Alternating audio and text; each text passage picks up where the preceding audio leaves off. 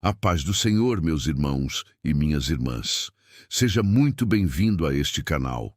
Antes de começarmos, eu te peço algo simples, mas muito importante. Se inscreva no canal, deixe o seu like e ative o sininho, para que você não perca nenhum conteúdo que edifica, fortalece e aproxima você de Deus. Hoje nós vamos meditar juntos na palavra do Senhor, aprendendo e crescendo na fé. Prepare o seu coração, aquiete a sua mente e permita que o Espírito Santo fale com você através desta mensagem. Fique conosco e vamos juntos para o vídeo. Que Deus abençoe a sua vida. 1 Tessalonicenses, capítulo 1. Uma igreja viva, nascida na fé, no poder e na esperança. 1. Saudação apostólica e identidade da igreja. Paulo inicia a carta se apresentando junto com Silvano e Timóteo, mostrando que a obra de Deus é construída em comunhão.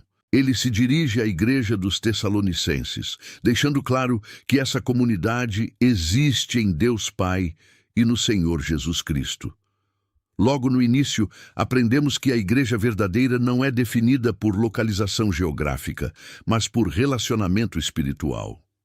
A saudação de graça e paz revela que toda vida cristã começa na graça e é sustentada pela paz que vem de Deus. 2:3. Gratidão por uma fé que produz frutos visíveis. Paulo declara que sempre dá graças a Deus ao lembrar daquela igreja em suas orações. Ele destaca 3 marcas claras da fé verdadeira: a obra que nasce da fé, o esforço que vem do amor e a perseverança que é sustentada pela esperança em Jesus Cristo. Esses frutos mostram que a fé não era apenas discurso, mas uma realidade viva que se manifestava em atitudes concretas. 4:5. Eleição confirmada pelo poder do Evangelho. Paulo afirma com segurança que aqueles irmãos eram amados por Deus e escolhidos por Ele. Essa convicção não vinha de emoção, mas da evidência espiritual. O Evangelho não chegou até eles apenas em palavras, mas em poder, no Espírito Santo e em plena convicção. Aqui aprendemos que o verdadeiro Evangelho transforma porque vem acompanhado da ação de Deus, não apenas de argumentos humanos. 6. Imitadores de Cristo em meio à tribulação. Paulo reconhece que os tessalonicenses se tornaram imitadores dos apóstolos e do próprio Senhor. Mesmo enfrentando tribulações, eles receberam a palavra com alegria, que vem do Espírito Santo. Isso nos ensina que a alegria cristã não depende da ausência de sofrimento, mas da presença viva do Espírito de Deus no coração. 7 e 8. Um testemunho que ecoa além das fronteiras. A fé daquela igreja se tornou exemplo para todos os crentes da Macedônia e da Acaia. Paulo afirma que a palavra do Senhor soou a partir deles, espalhando-se por muitos lugares. A fé deles não precisava de propaganda, porque a própria transformação de vida anunciava o poder de Deus. Quando Deus muda um coração, o testemunho fala mais alto que qualquer discurso. 9:10. Conversão genuína e esperança viva. Paulo relata como todos comentavam a conversão dos tessalonicenses. Eles deixaram os ídolos para servir ao Deus vivo e verdadeiro. Essa mudança revela arrependimento real. Não foi apenas uma troca de crenças, mas uma mudança de senhorio. Eles passaram a viver aguardando dos céus o Filho de Deus, Jesus, que foi ressuscitado dentre os mortos e que livra da ira futura. A fé deles estava firmada não apenas no presente, mas na esperança da volta de Cristo. 1 Tessalonicenses, capítulo 2. O ministério verdadeiro, o amor pastoral e a palavra que transforma. 1:2. O evangelho anunciado com coragem em meio à oposição. Paulo lembra aos tessalonicenses que a visita deles não foi vazia nem inútil. Antes de chegar até eles, os apóstolos haviam sofrido perseguições e humilhações em Filipos. Mesmo assim, não recuaram. Com ousadia que vinha de Deus, Anunciaram o Evangelho em meio a grande oposição. Isso revela que o verdadeiro ministério não é sustentado por conforto, mas por convicção espiritual. Quando Deus envia, Ele também fortalece para enfrentar resistências. 3:4. A pureza da motivação no ministério Paulo deixa claro que a mensagem anunciada não nasceu de erro, nem de intenções impuras, nem de engano. Eles falavam não para agradar pessoas, mas para agradar a Deus, que prova os corações. Aqui aprendemos que o centro do ministério verdadeiro é a fidelidade a Deus, não a aprovação humana. Onde a motivação é correta, Deus confirma a obra. 5:6. Sem bajulação, ganância ou busca por glória humana. Paulo afirma que nunca usaram palavras de bajulação, nem tiveram intenções gananciosas. Deus é testemunha disso. Eles também não buscaram glória humana, nem dos Tessalonicenses, nem de qualquer outra pessoa. Mesmo tendo autoridade como apóstolos, esse trecho nos ensina que liderança espiritual não é domínio, mas serviço. 7:8. Amor pastoral. Como mãe que cuida dos filhos, Paulo usa uma imagem profunda ao descrever o relacionamento com a igreja. Ele diz que foram como uma mãe que acaricia e cuida de seus filhos. O amor era tão grande que não estavam dispostos apenas a compartilhar o evangelho, mas a própria vida. O verdadeiro discipulado envolve entrega, proximidade e cuidado genuíno. 9. Trabalho honesto e exemplo de dedicação. Paulo lembra que trabalhou dia e noite para não ser pesado a ninguém, enquanto anunciava o evangelho. Isso mostra que o ministério não se apoia em exploração, mas em exemplo. A vida do mensageiro confirma a mensagem que ele anuncia. 10:12. Vida santa, justa e irrepreensível. Paulo chama os próprios Tessalonicenses como testemunhas de como os apóstolos viveram entre eles de forma santa, justa e irrepreensível. Ele compara o cuidado pastoral ao de um pai que exorta, consola e encoraja seus filhos a viverem de modo digno de Deus. Aqui aprendemos que a fé não é apenas ensinada com palavras, mas com uma vida coerente. O 13. A palavra recebida como palavra de Deus. Paulo agradece a Deus porque os Tessalonicenses receberam a mensagem não como palavra humana, mas como palavra de Deus. Essa palavra não ficou apenas nos ouvidos, mas operou eficazmente na vida dos que creram. Quando a palavra é recebida com fé, ela produz transformação real. 14:16. Sofrimento por causa do Evangelho. Paulo lembra que os Tessalonicenses se tornaram imitadores das igrejas da Judéia, sofrendo perseguições do próprio povo. Ele aponta que a rejeição ao Evangelho não é nova. Aqueles que resistem à verdade acabam se opondo à obra de Deus. Mesmo assim, o sofrimento não anula o propósito divino. 17:20. O coração pastoral e a esperança no reencontro. Paulo expressa sua saudade e desejo intenso de voltar a vê-los. Ele afirma que tentou diversas vezes, mas foi impedido. Mesmo assim, declara que os Tessalonicenses são sua esperança, alegria e coroa diante do Senhor na sua vinda. Aqui aprendemos que o fruto do ministério não são títulos ou reconhecimento, mas vidas transformadas. 1 Tessalonicenses, capítulo 3. Fortalecidos na fé em meio às tribulações e firmados no amor. 1:2. O envio de Timóteo para fortalecer a igreja. Paulo revela que, não suportando mais a distância e a preocupação com a igreja, decidiu permanecer sozinho em Atenas para enviar Timóteo até Tessalônica. Isso mostra o coração pastoral de Paulo. Ele não prioriza conforto pessoal, mas o fortalecimento espiritual dos irmãos.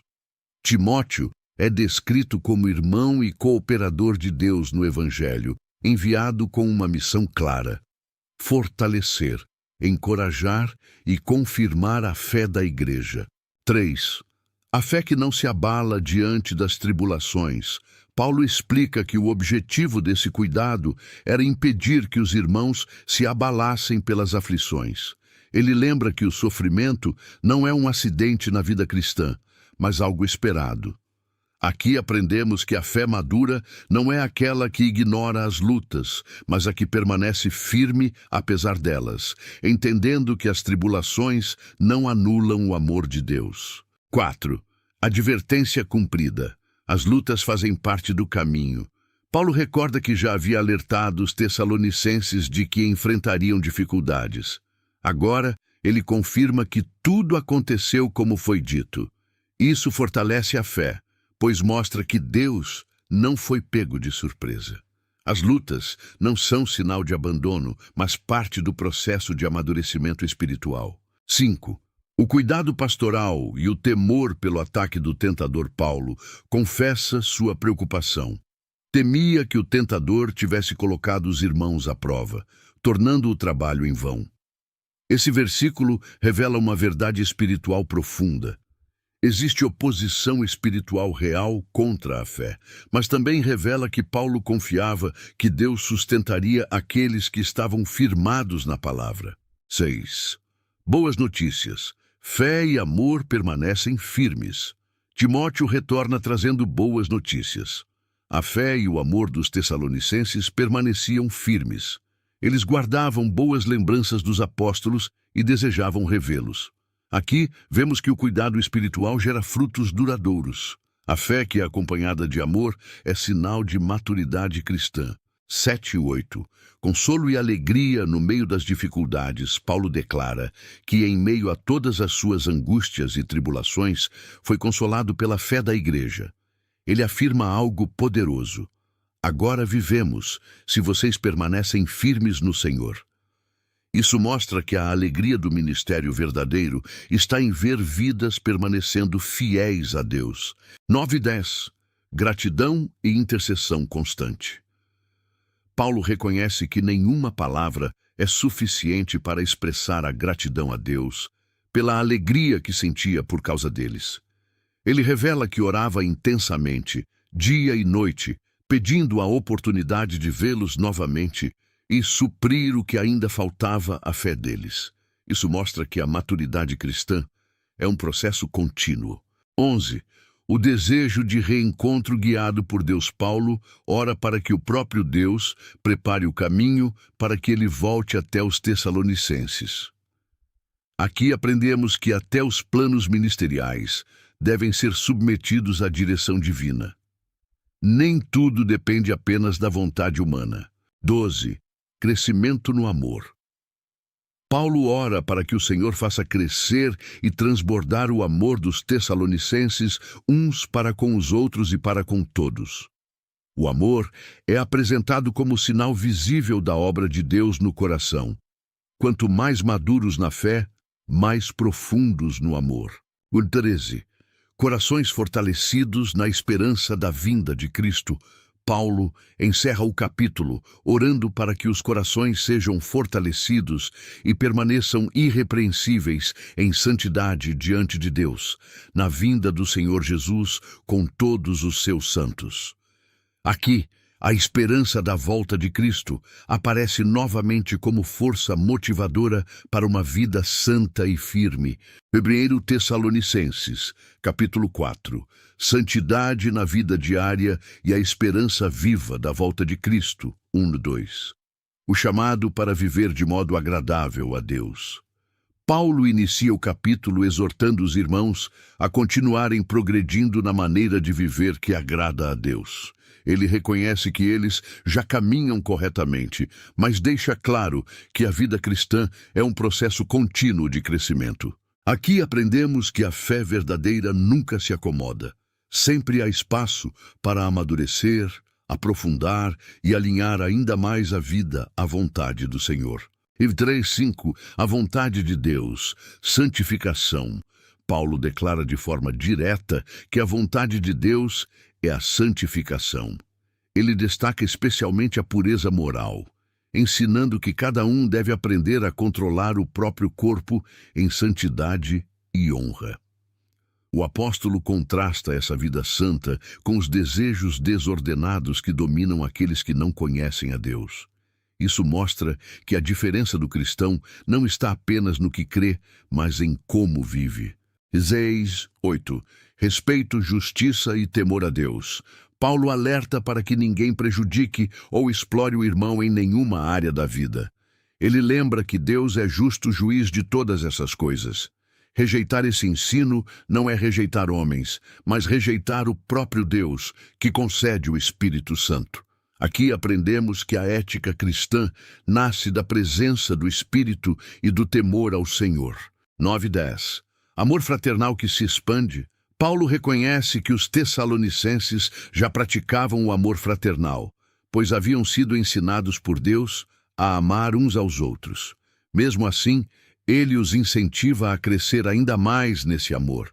O amor cristão nunca atinge um limite máximo, sempre pode se aprofundar e alcançar mais pessoas. 11:12. Vida tranquila e testemunho saudável. Paulo orienta os irmãos a buscarem uma vida tranquila, cuidando de seus próprios assuntos e trabalhando com as próprias mãos. Essa instrução mostra que espiritualidade não é desordem. Uma vida equilibrada honra a Deus e gera bom testemunho diante dos de fora, além de promover independência e dignidade. 13. Esperança diante da morte. Paulo muda o foco e aborda uma preocupação profunda da igreja: o destino dos que morrem em Cristo. Ele afirma que não quer que os irmãos vivam na ignorância nem na tristeza sem esperança. A fé cristã não elimina a dor da perda, mas transforma a maneira de enfrentá-la, pois está firmada na ressurreição. Em 14. A certeza da ressurreição. Paulo declara que, se cremos que Jesus morreu e ressuscitou, também cremos que Deus trará com ele aqueles que dormiram em Cristo. A ressurreição de Jesus é a garantia da ressurreição dos que creem. A esperança cristã não é desejo, é certeza. 15-17. A vinda do Senhor e o encontro com Cristo. Paulo explica, com base na palavra do Senhor, que os vivos não precederão os que dormem. Ele descreve a volta de Cristo como um evento glorioso. O Senhor descerá do céu. Os mortos em Cristo ressuscitarão primeiro, e depois os vivos serão transformados para encontrar o Senhor nos ares. Essa promessa revela que a morte não tem a palavra final. O encontro com Cristo é o destino certo dos que pertencem a Ele. 18. Consolo e esperança. Paulo encerra o capítulo orientando que essas palavras sejam usadas para consolar uns aos outros. A doutrina da volta de Cristo não foi dada para gerar medo, mas esperança, conforto e perseverança. 1 Tessalonicenses, capítulo 5. Vigilância, vida equilibrada e esperança até o fim. 1-3. O dia do Senhor e a falsa sensação de segurança. Paulo afirma que não há necessidade de escrever sobre tempos e épocas, pois os irmãos já sabem que o dia do Senhor virá como ladrão à noite. Isso nos ensina que a volta de Cristo será inesperada para os que vivem despreparados. Enquanto muitos dirão paz e segurança, a destruição virá de repente. A falsa segurança espiritual é um dos maiores perigos da fé. 4:5. Filhos da luz, não das trevas. Paulo lembra que os cristãos não vivem nas trevas, para que o dia do Senhor os surpreenda. Eles são filhos da luz e do dia. Essa identidade define o modo de viver. Quem pertence à luz vive com discernimento, vigilância e responsabilidade espiritual. 6:8. Vigilância e sobriedade espiritual. Paulo exorta a não dormir espiritualmente como os outros, mas a vigiar e ser sóbrio. Ele usa a imagem da armadura, fé e amor como couraça, e a esperança da salvação como capacete. Isso mostra que a vida cristã é uma caminhada ativa, consciente e protegida pela esperança. 9:10. Destinados à salvação, não à ira. Paulo afirma que Deus não nos destinou para a ira, mas para alcançar a salvação por meio de Jesus Cristo. Cristo morreu por nós, para que, estando acordados ou dormindo, vivamos juntamente com Ele. A segurança do cristão está na obra completa de Cristo. Odeiem edificação mútua.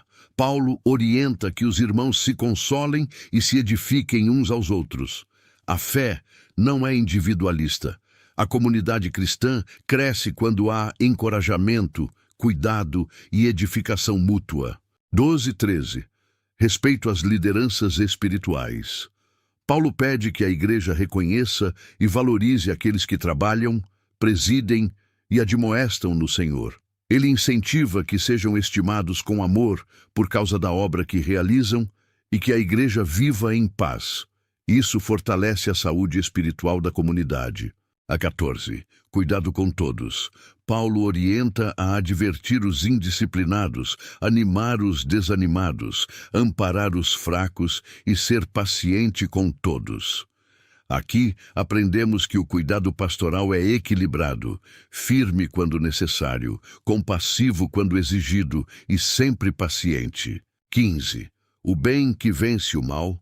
Paulo exorta que ninguém retribua mal por mal, mas busque sempre o bem, tanto entre os irmãos quanto para com todos.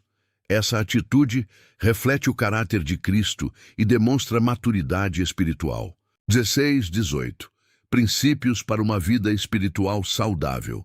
Paulo apresenta 3 exortações curtas e profundas: alegrar-se sempre, orar sem cessar, dar graças em todas as circunstâncias. Essas práticas não negam a dor, mas mantêm o coração alinhado com a vontade de Deus. Texto padrão. 19:22. Sensibilidade espiritual e discernimento.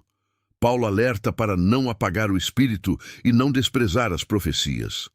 Ao mesmo tempo, ensina a examinar tudo e reter o que é bom, afastando-se de toda forma de mal.